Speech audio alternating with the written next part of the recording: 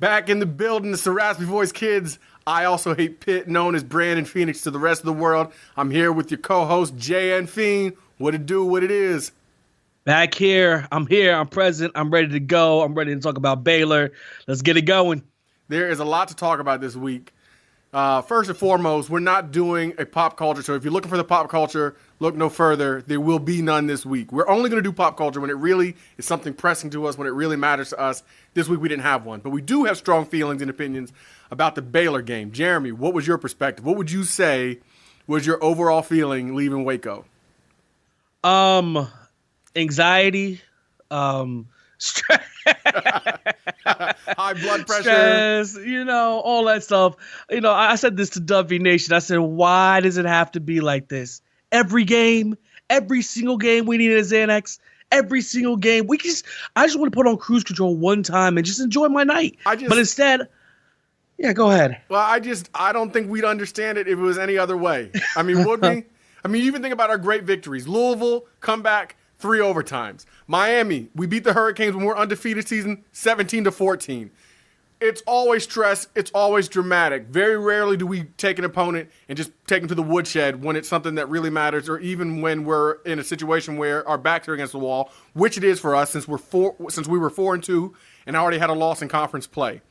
Well, I'll say we experienced it one time there in the Orange Bowl, and I'm just let you know, I didn't mind it at all. No, actually, I enjoyed it. I didn't say we. I never said we wouldn't like it. I never said we wouldn't like it. I said we wouldn't recognize it. But you're right. I forgot about the Orange Bowl. I forgot about the Fiesta Bowl. But even the Sugar Bowl, we took that big lead. Then they came back. We remember the Sugar Bowl as a beatdown because it started out that way. But we won the game 38-35. And by the way, 3 different coaches. We get the same kind of. It's the West Virginia way. That's why they call us Stress Virginia. This is nothing new. No. They say maybe we won't enjoy it as much, or some people say we like close games. I want something entertaining. Not me. Look, I'm sorry, I don't care. 70-0 is very entertaining to me. I'll take every minute of it.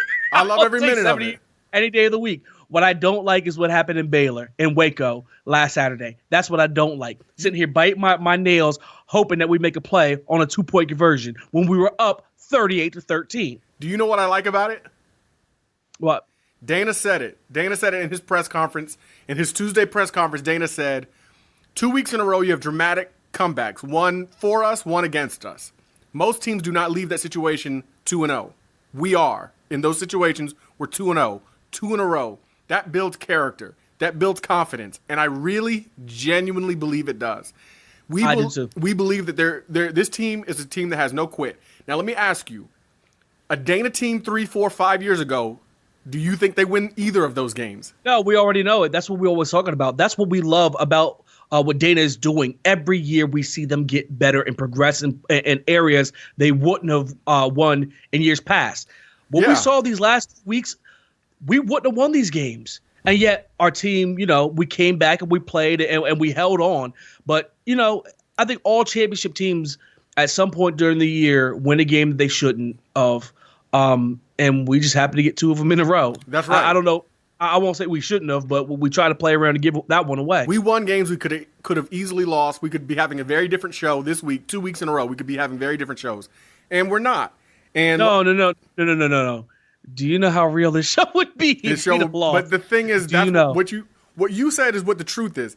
Dana's coaching staffs show maturity. Coaching-wise, he would not have been able to coach his way out of the deficit against Texas Tech and Morgantown 2 weeks ago, or a week ago, depending on your perspective. And he would not have been able to the team would not have had the depth to sustain Baylor's comeback because our team was gassed. Had it not been for the depth that we've already amassed, what we had would not have been enough. It was. And Xavier Preston makes the play of his life. The play of his life on that 2-point conversion. Recognition. Hey. Dude balled. Straight up balled. And here's the thing. To be truth be told, that pass interference he got in the end zone was ridiculous. No. I was just going there. Xavier, I love you, baby. Stop it. Stop pushing people with all of your might when they're running. Stop. And stop hitting quarterbacks after they throw Yes. the ball. Stop making it hard on us, man. Stop. You are the man. Dana said it in his press conference also. Xavier played the best game since he's been at WVU against Baylor. Do you know what I love? Do you know what I love about Xavier Preston? You have different linebackers who do different things. Yeah. This dude can cover the slot receivers. This dude can cover the running backs. His coverage ability is at least an 87 on the game right now, maybe an 89. I thought you were going to say that he's number 5. I love that our linebackers are 3, 5, and 11. I love that. Yeah. And our linebackers are as good as I thought they would be at the beginning of the year. They are so good. Dana said in his press conference Tuesday that Al-Rashid Benton is possibly the smartest player he's ever coached. Now he made exception for quarterbacks and for David Sills. We call him Silitnikov. Some of you guys are calling him Sills Team 6. We prefer Silitnikov because we're trying to get that Bolitnikov. That's right. But that's high praise for Al-Rashid, and I think that you see David Long being out really skewed what Al-Rashid had to do at the beginning of the season. And Jeremy, you were saying it the whole time. I was giving praise to Dylan Tonkery the same way Gibby was. But Jeremy, what did you keep saying about that situation? No, I felt like Gibby had to pump Tonkery up. I think Tonkery's going to be great, but in that situation, I think that he had to keep his players' heads in and inflate them a little bit. Yeah, give him confidence. Make sure that he knew that he believed in him, what he could be, what he would be. And Dylan played his heart out, and he did excellent. But he's not David Long. And when you have David Long in the field, then Al-Rashid can play his natural position. Doesn't have to help. Doesn't have to overcompensate. And you see what he's doing. Absolutely. And it's just Xavier Preston the same way. And I love it, man. I love the depth that we've built. I love what we're seeing. And this whole segment is called 3 Quarters of Greatness. Dana said that the third quarter was the best quarter of football he's ever coached. He said it was like they could do no wrong. And the results spoke for themselves. Greer finished with 5 touchdowns, 3 touchdowns for Sills, up 38-13 in the third quarter. And that's 21 points in the third quarter, 3 touchdowns, excellent football. The defense, I don't know if you know this, the defense held Baylor to -6 rushing yards by the end of the third quarter. Did you know that? I didn't know the specific number. I knew they played well. But they had -6 yards. That was big. -6 yards. And that's big because we all know about, we say the word gash. Some people like it, some people don't. But no, you were right. We were getting gashed. So to hold them to -6 is huge. -6 is beyond huge. -6 is nobody would ask that you hold a team to -6 yards for 3 quarters. That's what Tony Gibson's defense, that's what the Dogs did. They held them to -6 yards for 3 quarters.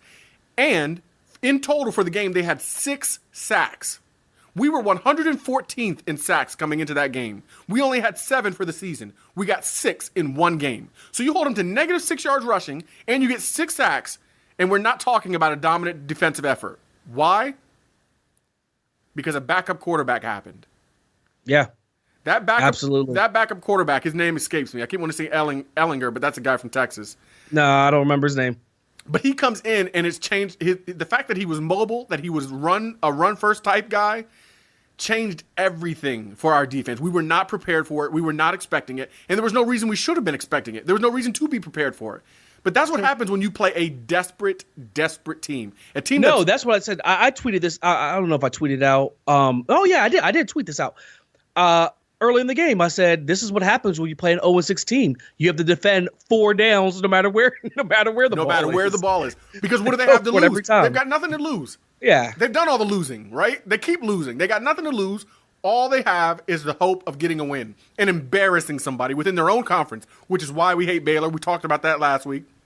Yeah. But all of that said, it changed. And so people talking about Gibby, talking about the defense, please pay attention to what happened. We cannot overlook the fact that they had a backup quarterback come in who did not play the position the same way as the starter. That's hard on anybody. You remember there was another situation like that. Do you remember that, Jeremy? I'm trying to think. Are you talking about Eli? Eli in the Ole Miss down there in the No, but that's a good example. No.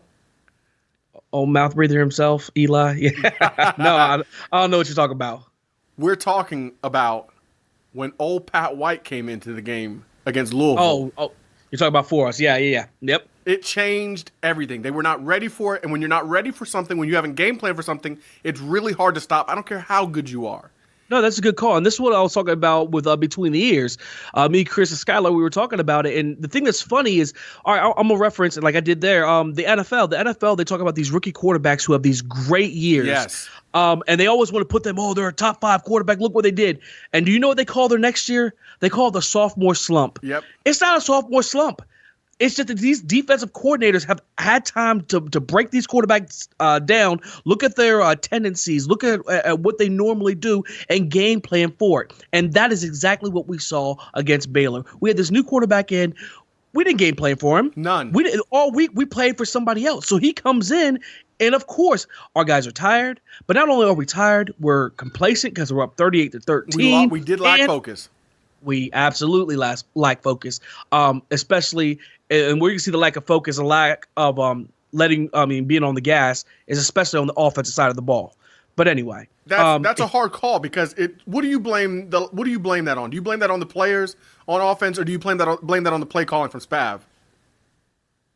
I blame it probably on both, but probably a little bit more on Spav for not calling certain plays. But either way, they're letting off the gas. I'm not saying the players. I'm saying the team, our Mountaineers let off the gas. Whether it's coaching, whether it's players, we're all Mountaineers. Now, Old Herd Hater said that has Jake Spav on his list. He's got Spavital in the Jeff Mullen conversation.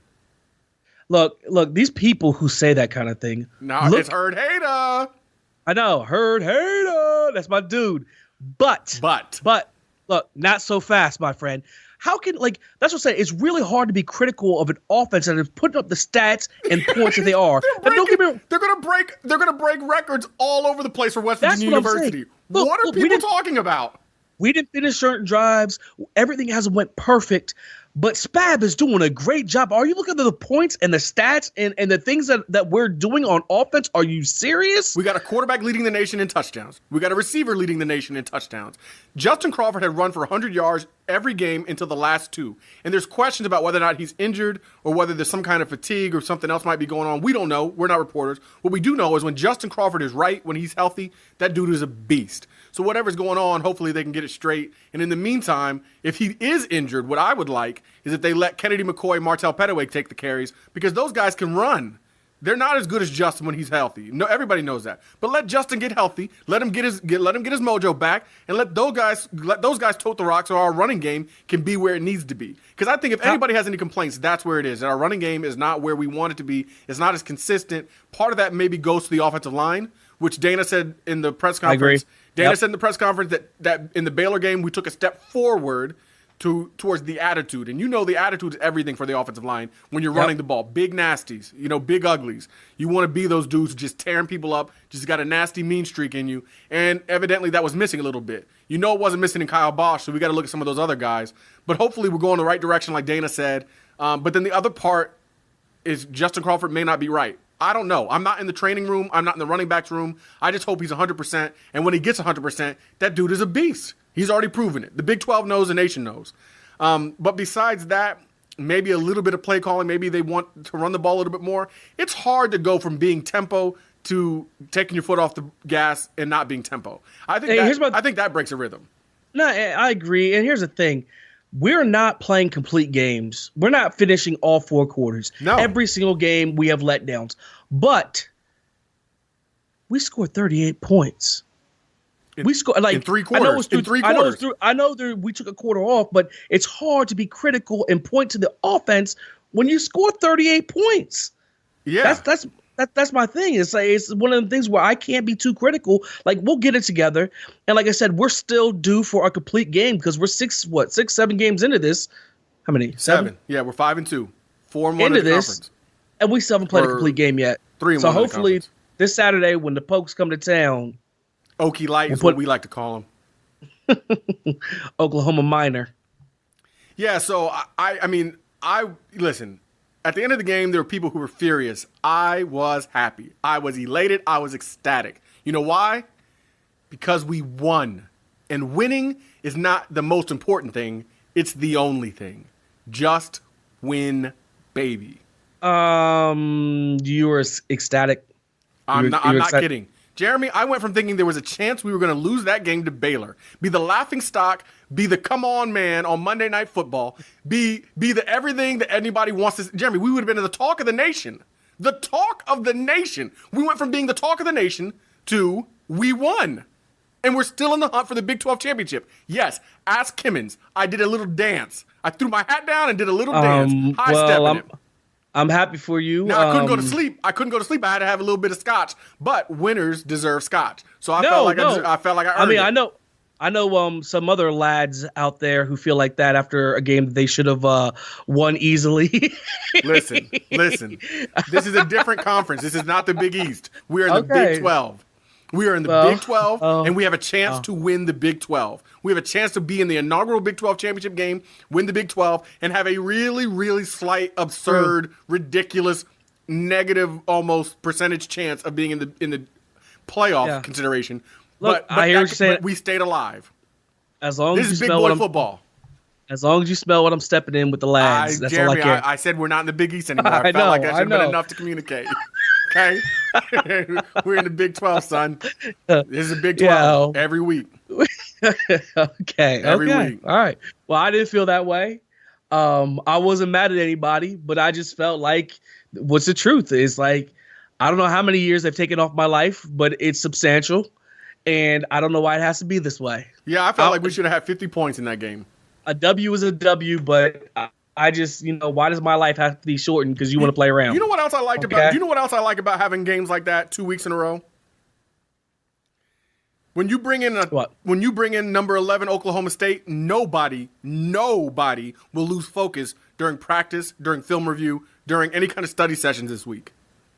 No, everybody will be focused. The coaches will have everybody's attention. That's another thing I like. A blowout against Baylor. I trust this team. I feel like this team has a level of maturity, even from somebody as young as a guy like Lamont McDougal, Adam Schuler is a sophomore, but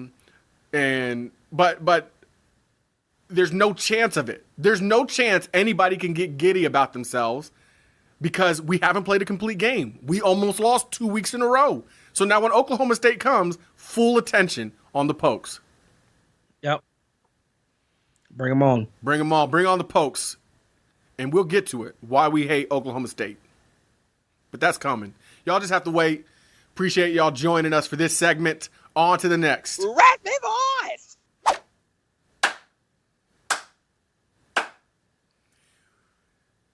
It's the next segment. This is the next video. Is that what all that clapping was for? Yeah, that's what it was for. Okay.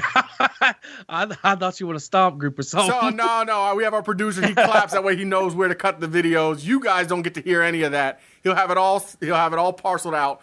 I decided to leave it in. Otherwise, it wouldn't have made sense. What you will get to hear is Cade Webb.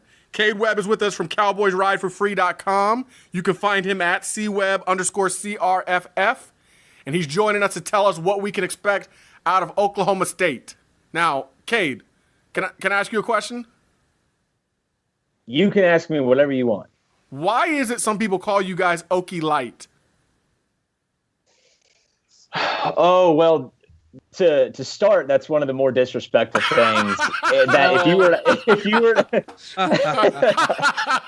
if you were to ask an Oklahoma State fan what they hate being called, it's Okie Light. So you guys are off to a great start. But no, I'm just messing with you. That's Okie Light is kind of like the little brother thing. I guess kind of like Marshall is to you guys, and kind of something like that. It's a play on "We'll never be Oklahoma," I guess. Well, people. No. I think it's really interesting. You said, we're not gonna come real strong right out the gate.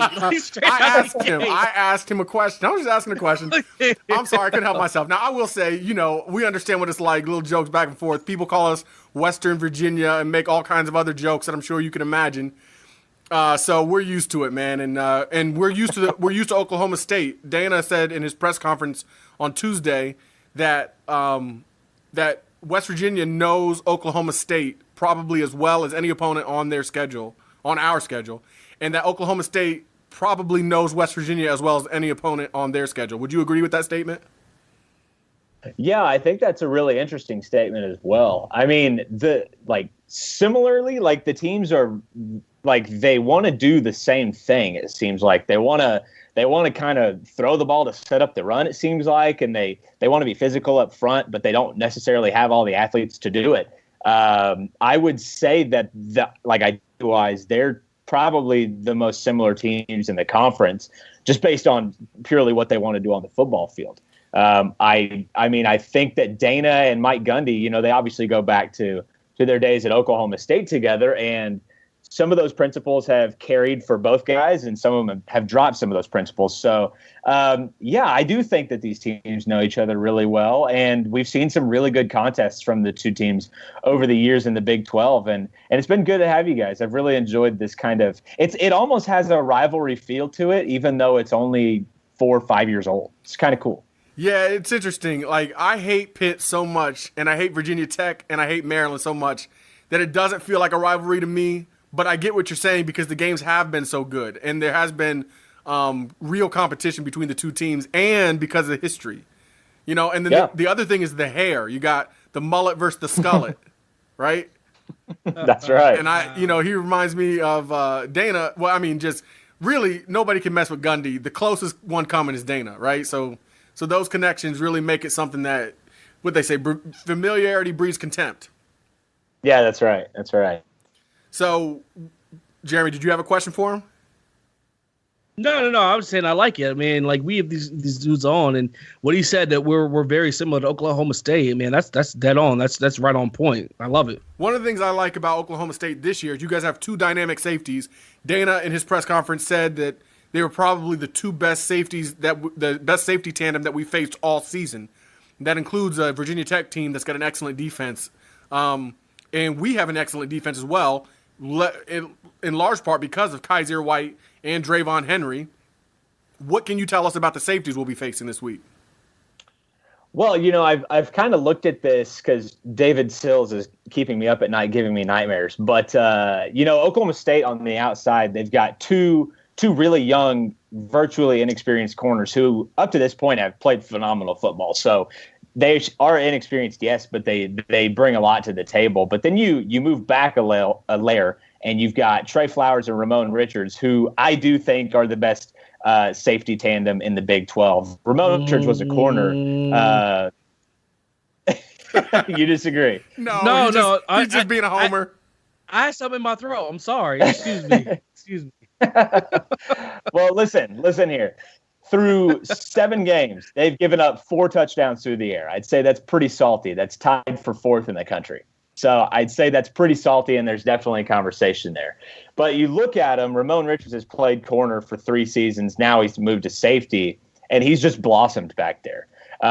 They definitely have been able to help in run support, but through the air is really where they've shined. And it's something to keep an eye on. It's an exciting matchup with Will Grier and David Sills versus those two. Let me give you a great stat from Jed Drenning. Last 2 weeks in Big 12 play, Will Grier, 74%, 364 yards, 10 touchdowns, and only 1 pick. QBs versus Oklahoma State the last 2 weeks. 50%, 205 yards, no touchdowns, 3 interceptions. This is going to be an epic battle. No fly zone. I mean, something's got to give, right? Something's got to give. It's the irresistible force versus the immovable object. So I'm excited about it because how could you not be? I got to say, I never thought I'd hear Oklahoma State secondary referred to as an immovable force. That's awesome. But they're putting up the numbers to support it, man. They really are. I mean, you just gave us some statistics. You said that, Sills is keeping you up at night. By the way, we call him Solitnikov. That's what we're calling him over here. That's so great. And we're hoping it translates. That is good. I got to shout to Raymond Bogus over there for that one. He's the one who gave us that. Solitnikov trying to get that trending. We already have Will Grier for Heisman. That was trending for a little bit over our way. We call him, by the way, Mountain Grier. I like it. I like all of it. I do have a question, though. You were talking about your corners. I haven't checked them out. How tall are your corners? They are both 6 foot, dead on the money. They're both 6 foot. I won't say A.J. Green's about 190 and Rodarius Williams probably 185, right around there. They're the prototypical Big 12 corner, though. They're what you want to have. They are 2 really rangy guys. And And AJ Green is a true sophomore, but man, he's special. He's made some boneheaded plays this season so far, but looking forward, like the next 3 years, he's going to be a star in this league, no doubt. No, that's great. And 6 foot. I mean, that's 6 foot is really cute. Like I'm sure. I knew why you asked that question. Look, seriously, we're usually not this. Look, I don't know. I guess I'm just amped up after. We're just having fun. You guys are about to bring the animal out of me, man. I know. Bring it out. Bring it out. We want to hear it. No, it's all in fun. It's all in fun. Well, I want to know about the thing that you hear most is by a lot of metrics, Oklahoma State has the best offense in the nation. Okay, by some metrics, I shouldn't say a lot, but by some metrics, you could argue that Oklahoma State has the best offense in the nation, right? Oklahoma, West Virginia, Oklahoma State, all are way up there in those ratings, led by Mason Rudolph and James Washington. What can you tell us about the offense of the Pokes? Man, lately it's been feast or famine for them. They put up 59 against Baylor, and then they go and put 13 up against Texas. They are a big play offense. They want to set up the run with the pass, which is kind of flip-flop to how you usually see it on the football field. But they've got a dynamic tailback in Justice Hill, who was a freshman All-American last year. They've got James Washington, obviously, but you look at the wide receiver core as a whole. I mean, you've got 6'4" Marcel Aitman, who is no slouch himself. He's basically a Mike Evans carbon copy. And then you've got Jalen McCluskey in the slot, and you've got Dylan Stoner and Tyron Johnson, both really highly touted guys out of high school that have made plays for this team already this season. So it's not just covering James Washington. It's also not just covering Marcel Aitman. It's trying to limit the big play as a whole, and that's what we've seen teams struggle with. But I'll tell you this, the two teams that have done well against Oklahoma State's dynamic offense is TCU and Texas, who kind of run a two-safety high, basically what West Virginia does. So I'm not going to sit here and tell you that West Virginia is going to slow them down completely like those two teams did, but they're definitely in a formation to do something that we've already seen. Now, if they allow the big play, it opens up everything for this offense, and the floodgates are open at that point. But I think that we'll see with Oklahoma State's offense, I think West Virginia fans might be pleasantly surprised about what they see based off of what the defense is putting on the field against Oklahoma State. But at the same time, I mean, it wouldn't surprise me to see them drop 50. They just it sometimes seems really easy for them to do that. Yeah, especially when Mason Rudolph is right. But last week there was a lot of saying that there's a lot of people saying he wasn't right. Any chance he won't be 100% come Saturday? Well, that's kind of speculation. It seems like he did come out and say that he was dealing with a, quote, very minor injury. So I don't know what that means. I don't know if he had an injury to his throwing arm, which would really make sense because Oklahoma State ran the ball 51 times against Texas, which if you look at Texas, their strength is – No, if you look at Texas, their strength is on the defensive front. Yeah, exactly. And they needed to be picking on them on the back end. And when they did do that, they found success. Now, it would make sense to me if Mason Rudolph was hurt, had some sort of injury to maybe his throwing arm, something on his throwing side to where he was tender trying to throw it. But when he threw it, he looked good. I haven't heard anything out of practice that we should be concerned about. So that's good for Oklahoma State fans. We heard Holgerson said today that you guys have 6 receivers to worry about, which you just alluded to. And our defense has not put together a complete game yet this season. So we're not really sure what to expect. We're hoping for the best. The thing that we know has to happen is intensity for all 4 quarters and focus for all 4 quarters. Because as you keep talking about, Oklahoma State's really good at the big play, and once they get the big play, it changes the dynamic of the entire game. So, and the other thing that people are saying, now not the coaching staff isn't saying this, but that if you listen to pundits, if you listen to bloggers, is that the strength of Oklahoma State is not their offensive line. Would you agree with that? Yeah, over the last few years, it's been really bad. This year, it's definitely been improved, but they're a little bit dinged up, man. Honestly, they've lost their starting right guard for the year. Their starting center has been out for the last 4 weeks. Mike Gundy said he was going to play on Saturday, give him something. So we'll see. And then they went and lost their starting left tackle on Saturday, but it sounds like he'll be back too. So on Saturday, you could really see where the offensive line was struggling, but they were working with a makeshift crew there. Mike Gundy actually joked about it on Monday in his press conference. He turned to a reporter and said he was about to ask him to come on and play offensive line. So that's how thin they were. So, we'll see. I think the offensive line kind of gets a bad rap. I think they've played a lot better this season than they have in the past, and the running game is working. So I think if they're healthy this coming week and they get some guys back that they're expecting to, I think you'll definitely see an improved offensive line. Gundy also said that they don't ask him to dance anymore in the locker room, which is bad. Right? He said he wants to get on SportsCenter, so that's bad for all of us when Gundy's not dancing. Except for this coming Saturday. I hope he doesn't dance, not one bit. No dancing. Unless he feels it during Cotton Eye Joe, I don't want to see no dancing. No dancing. Now, can we get a prediction out of you? Yeah, you know what? I tweeted this yesterday that I could see this being a blowout going either way. It's just two really kind of interesting teams with Oklahoma State and West Virginia. I think Will Grier is really talented. I think that David Sills is obviously one of the best receivers in the country. But I think part of that will play into this game because you look at Oklahoma State's defense, like we've already talked about. Their strength is in the secondary, and they've also done really well in the front seven. So I could see this being a low-scoring game. And the other thing is, not to start rambling here, but Oklahoma State, they've struggled in the intermediate passing game.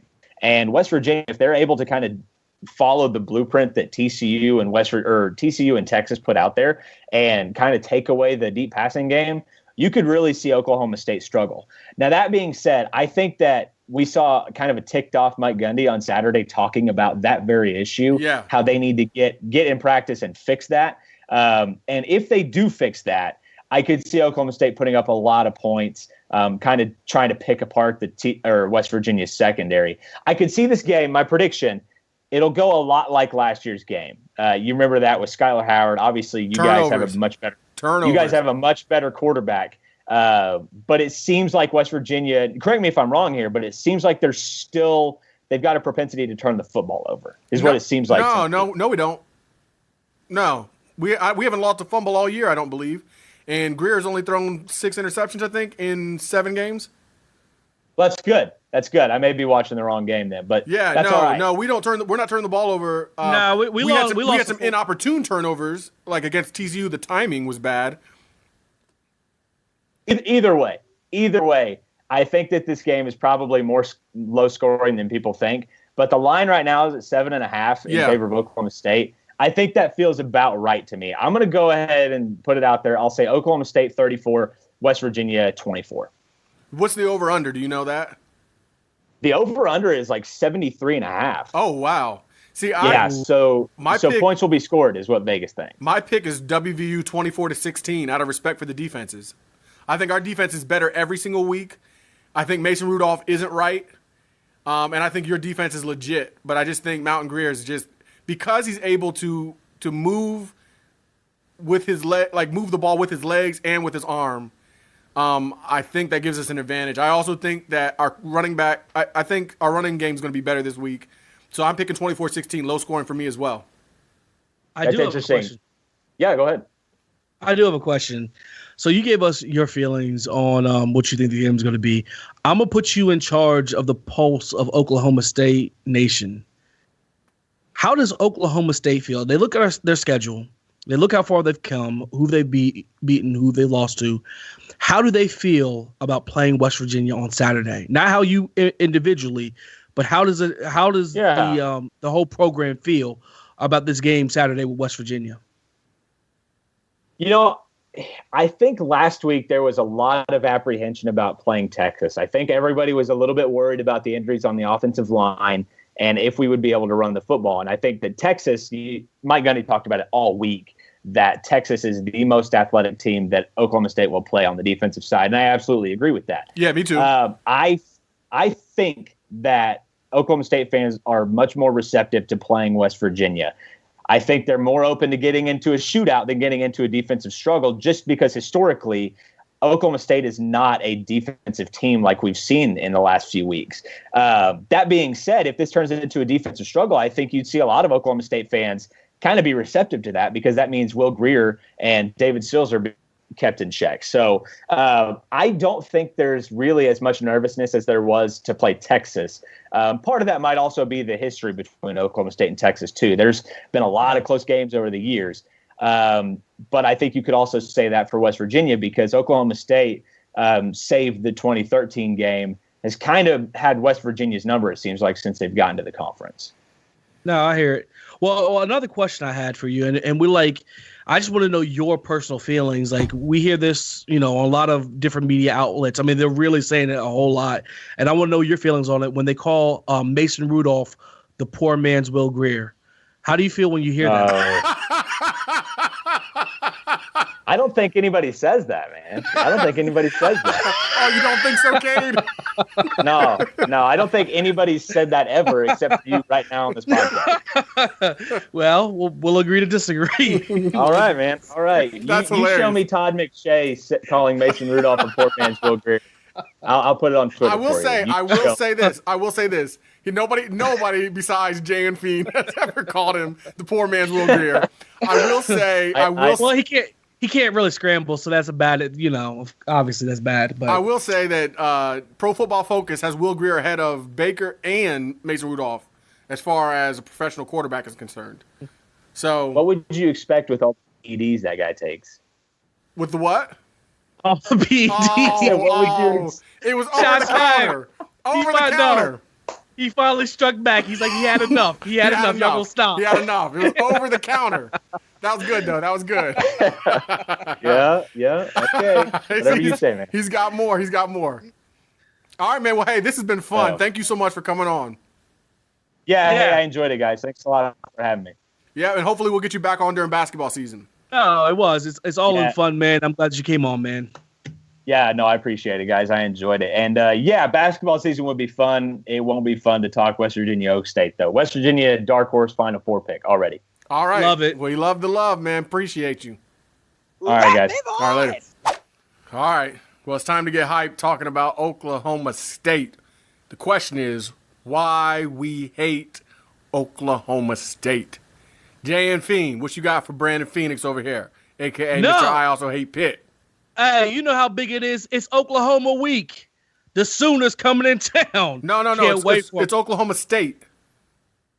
Oh, that's right. There is another Oklahoma team. Yeah. The little brother. Actually, you know what? I was listening to a song earlier today. I'm gonna play it for you because I feel like it was made just for Oklahoma State. Let me hear it. Right here. Being me. What?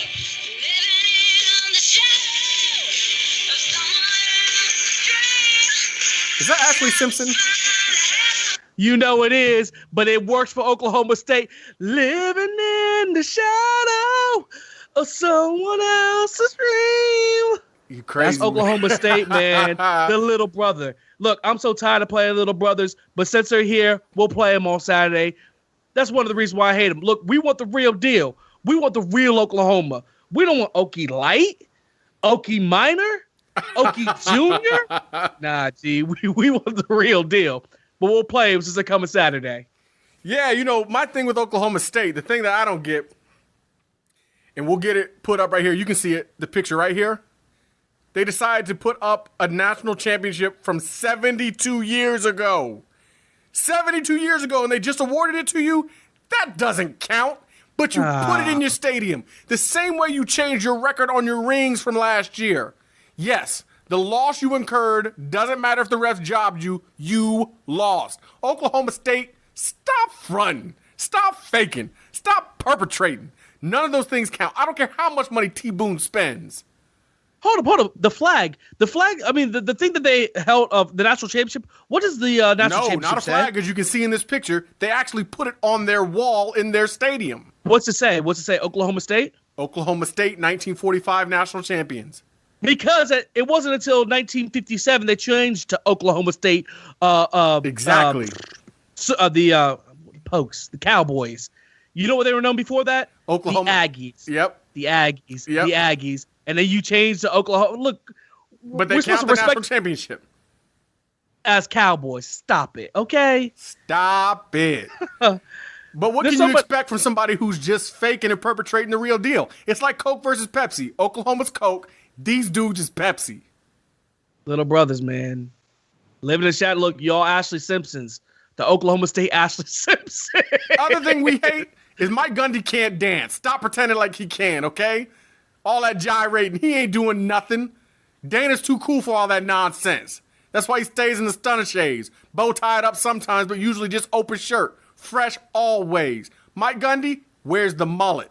We have the skullet. And let's be for real. I can't stand Oklahoma State for one big reason. Doug Gottlieb. Oh. No, I'm serious. I couldn't stand him for so long. He hates West Virginia. He hates Bobby Huggins. He's always popping off the mouth. Who are you talking to, son? Matter of fact, my favorite, he played for Oklahoma State, but my favorite thing is in 2015 when he picked, I think, what was it, like Buffalo to upset us? They asked Bobby Huggins how he felt about it, and he said, I'm going to read it. He said, I don't care much for a guy who couldn't shoot 50% from the free throw line. What is he, Shaq? You Shaq, your hands as big as a basketball? You're a guard. I can't stand Oklahoma State because of Doug Gottlieb. Do you know what's Shut great about your mouth and know your role. You're talking to a Hall of Famer, and so put some respect on his name, okay? Bobby Huggins 316. By the way, do you know how Doug Gottlieb got to Oklahoma State? Oh, I do. How? He will judge everybody else, but once you got kicked up out of Notre Dame, out of Fighting Irish. Yes, at the time, what would be considered an elite school, you had to go to little brother, little junior, because you couldn't hack it, or maybe you could. Credit card thief. Credit card thief. I'm about to say that's good. Well played. I don't know if he was gonna go up to the drug aspect or the stealing aspect, but either way, our point is he's from Oklahoma State, and that's why we can't stand Oklahoma State. We got hate big them. mouths. We hate Oklahoma State. What else? My problem too is like I look at what was his name, Boone Pickens. T. Boone Pickens. I look at him, and I look at, and I'm sorry to compare everything to Nike, but what Nike did up at Nike, like you see what he's done. You look at the jerseys, you look at you see what he's done. Well, Oklahoma State, you got Boone Pickens contributing all this money, and where's it at? What's going on? The nation doesn't recognize Oklahoma State as this elite program. What are you guys doing with the money? Like, look. No, I'm serious. If we're gonna have a booster, if we're gonna have somebody who's giving that kind of money, I want to see big time play. Look, I'm all about our conference, especially when people don't respect our conference. What are you doing, Oklahoma State? Now I know you went 10-3 a few years, big ups and props, but when you have somebody like Pickens behind you, I want to see something that people look at Oklahoma State and say, man, they're very unique. They have a $500 million complex built with T. Boone's money, but they're not pulling in top 10 recruiting classes. They're not winning. That's what I'm saying. They're not making it to the playoffs. They got the money like the big dogs, but they ain't playing like one. That's why we hate Oklahoma State. Yep. Real talk. I can't wait for Saturday. I cannot wait for Saturday. We owe them a whipping. We turned the ball over on our own side of the field 3 times, I believe, last year. What was it, Jeremy? What was the statistic? I'm not sure how many times. I think it was 3 times inside the 20-yard line on our side of the field. Twice inside. One was William Crest, open-handed fumble. Still love Crest, Virginia, but that was not good. Skyler had one also. And then Chugginoff threw a bomb from inside the 10, basically a punt, but it was like on first or second down. That's why we lost to Oklahoma State. Bad quarterback play last year. We owe them. It's time for a whipping. Get them dogs out. Get the dogs out. Mountain Greer, Solitnikov, we coming. All y'all, we coming. What were you going to say about Big Country? Just, you owe the Grizzlies. The Grizzlies selected you high. You're going to sit here, your last year at Oklahoma State, you beat Tim Duncan. You had 15 points, his 12 points in the NCAA. Then you went on to Marcus Camby. You had 24 points. He had 6 points in the NCAA tournament. You played Antonio McDyess for Alabama. You had 25 points. He had 22. You get drafted high. They had all this hope. And what you do? Nothing. You set the Grizzlies back years years. And then after the strike, there was a strike, and they call you big country, but dude, coming out after the strike, you gained 40 pounds and trying to play basketball. Look, you all should be embarrassed. And for the Grizzlies, I'm gonna hate you. Another thing is when Gundy, and I know it's easy to point to, I'm a man. I'm 40. Yeah, he's 50 now. Was that after a loss? Quit fronting. Not only was that I don't know if it was after a loss or not. What I do know is the kid that he was defending came out and said that was all grandstanding, that Gundy didn't really have his back, that Gundy really did that for himself. It wasn't for him at all. No. You can listen to it. That's what I'm saying. You listen to what it has nothing to do with about the kid.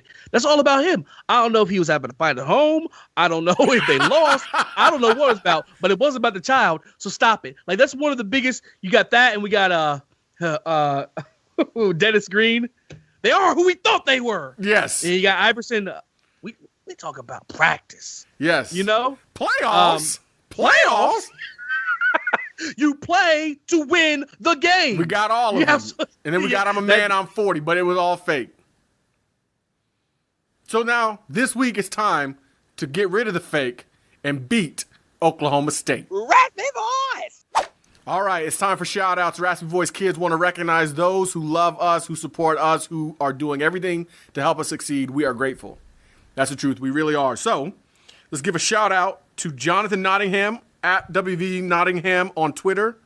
He listened to his first RVK show and he tweeted about it. Thank you. Damon at Normal Eli FR he ordered a shirt and he wanted us to shout out AEP in Charleston, who helped in Texas after Harvey. So they were AEP went from Charleston all the way to Texas and Houston to help out with the disaster relief efforts after Hurricane Harvey. Damon wanted us to shout that out, so we give him a shout out. And, of course, we want to give a shout out to Gresso's and Jack Doyle's. We're going to Gresso's on November the 11th, Kansas State game. We are going to fight and beat that little Purple Rain Wildcats, okay? The Mountaineers will be there playing on the big screens. The Raspy Voice kids will be there presenting an entire show. We're going to do a live show. We're going to be doing T-shirt giveaways. There's going to be drink specials. It's going to be awesome. Columbus on High Street in the German Village. We hope you guys are there. And then on November the 25th, the party. Wait. You said Purple Rain. I can't. Purple Rain. Yeah, they'll be singing it a lot more solemnly when West Virginia's done with them in Manhattan. Okay. November 25th, the Raspy Voice kids will be in New York City. That's right, Jack Doyle's Bar and Restaurant. We will be there. Raspy Voice Kid 1. I also hate Pitt. Raspy Voice Kid 1 also, because we all equal. Jay and Fiend. And our producer, Jordan. We will all be there. Live show again. We'll be recording it, broadcasting it live. Shirt giveaways, all kinds of ruckus and noise. Big ups. If you pay attention, Jack Doyle's was featured on ESPN during game day. And they were featured on another occasion because they do all kinds of awesome stuff as far as sports are concerned. You don't want to miss it. Mountaineers in the building, all over it. Yep. East Coast, West Coast, worldwide. We see that flag everywhere. Fly that WV. And Jay and Fiend, you had one you wanted to shout out too. Oh, yes. I thought you were going to forgive me. I thought I was going to have to cut you off. I want to give a big shout out to @Cooper_Kelsey Cooper. This Saturday, I went to a local place to watch the game. I somehow didn't find Kels and her homegirl. Look, shout out to all them. And I saw her in there, and we were able to watch the game together. Man, so much fun. They were mad cool. They showed me love. So big shout outs, Kelsey Cooper _Kelsey. Mad love, girl. All right, and that's it for us. The Raspy Voice kids are done. I want to let you guys know one last thing, though, before we're over. Next Tuesday, the 31st of October, we'll be recording. The recording will be live, meaning you will be able to watch us live. You'll be able to see how we do it behind the scenes. We're just going to do it live. Then it'll be recorded. It'll be edited just like normal. But you'll get to watch us do the show live. You'll get to see in between takes. You'll get to see us banter back and forth, figuring out what we're going to do next, how we're going to do it, setting up guests. So tune in. We're going to do that YouTube Live? YouTube Live. Raspy Voice Kids? Just go to our Raspy Voice Kids pay or Raspy Voice Kids channel on YouTube. Hopefully you're subscribed. If you're not subscribed, please subscribe to us. 6 o'clock is when we will record. We will be live. We hope to see y'all there. We hope to hear y'all. We hope y'all hear us. Number love. Holla at us.